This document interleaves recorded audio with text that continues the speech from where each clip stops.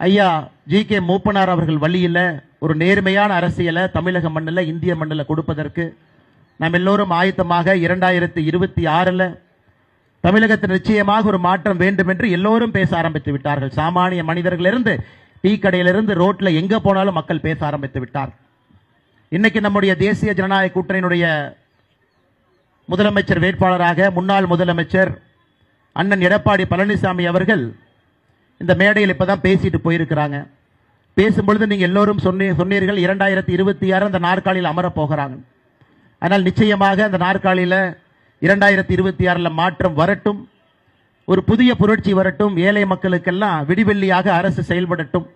அதுதான் இன்னைக்கு ஐயா ஜி.கே. மூப்பனார் அவர்கள் எங்கிருந்தாலும் கூட மேலே இருந்து நம்மை பார்த்து கொண்டிருப்பார்கள். நிச்சயமாக அவருடைய ஆசை 2026 தேர்தல் நமக்கு கிடைக்கும் என்கின்ற முழு நம்பிக்கையோடு மேடையில் இருக்கக்கூடிய எல்லா தலைவர்களுக்கும், வாய்ப்பளித்த அண்ணன் ஜி.கே. வாசன் அவர்களுக்கும், இந்த கட்சியினுடைய ஆற்றல் மிகுந்த தொண்டர்களுக்கும் என்னுடைய நன்றியை தெரிவித்துக் கொள்கின்றேன். நன்றி.